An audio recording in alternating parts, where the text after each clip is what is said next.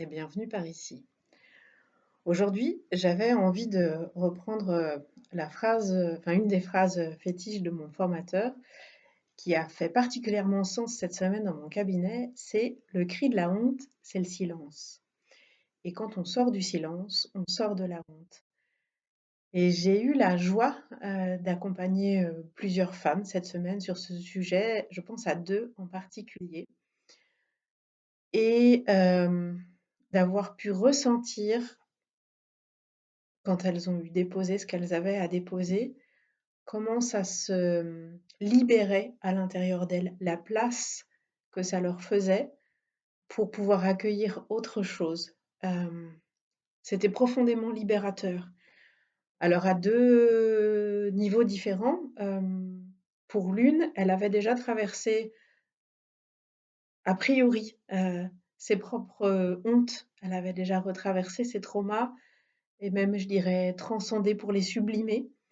Et mais il restait quelque chose d'encore un peu accroché comme un fil à la patte et on a élaboré ensemble que ça venait de son histoire familiale, du transgénérationnel. Donc il y a parfois, je pense l'avoir déjà posé dans un épisode précédent, mais c'est l'occasion de le refaire aujourd'hui.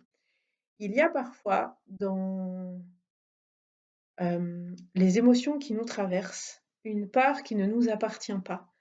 Heu L'émotion est toujours juste, elle a toujours un message à faire passer, mais parfois c'est comme si on portait le sac à dos de notre mère, de notre grand-mère. Alors là, je parle au nom des femmes, et ça marche aussi d'ailleurs, de toute façon, avec la lignée paternelle. En tout cas, les, les poids du passé, parce que c'est vraiment ça qu'on a nommé en séance, les poids des injonctions, des loyautés familiales.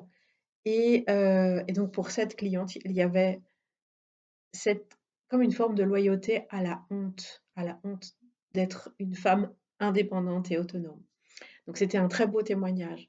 Et puis je pense à une autre cliente qui, elle, hem, était en train de prendre conscience de, est en train de sortir de la honte, qui a vécu, un cataclysme, on a posé ce mot-là, qui a vécu une épreuve de vie vraiment très difficile et qui s'en est sortie, hem, droite et fière. Et aujourd'hui, dans la séance qu'on a eue ensemble, c'est comme si elle avait pu porter un autre regard sur cette traversée. Alors, son corps euh, en a subi les conséquences, quelque part, sans gravité, comme, alors, des choses importantes, mais dont elle a pu dont elle est en train de se relever physiquement et qui lui font prendre conscience du poids émotionnel qu'elle essayait de refouler quelque part, et de la honte de ce qu'elle avait vécu, et de pouvoir poser des mots sur ce qu'elle a traversé. Ça lui a permis de prendre conscience que ça lui a permis aussi de prendre conscience qu'elle a beaucoup apporté aux autres, de par son éducation, de par, alors, on est encore très empreint de la société patriarcale. J'espère que ça, enfin, j'ai le sentiment que c'est en train d'évoluer, je l'espère. Mais du coup, les femmes reçoivent cette injonction sociétale d'être au service des autres, et on s'en oublie bien souvent. Et dans la séance qu'on vient d'avoir ensemble, c'est le cadeau finalement quelque part que c'est, c'est, cette épreuve de la vie qu'elle vient de traverser, cette épreuve relationnelle qu'elle a traversée, et les soucis physiques qui ont fait suite, sont des cadeaux bien mal emballés, mais des cadeaux quand même pour lui monter la préciosité de certaines de ses autres relations, notamment de ce qu'elle a pu apporter à ses enfants, euh, et de l'urgence, euh, mais aussi et donc de la possibilité qu'elle a de s'apporter cet amour dont elle a tant manqué, de se l'apporter à soi-même et de redevenir sa priorité.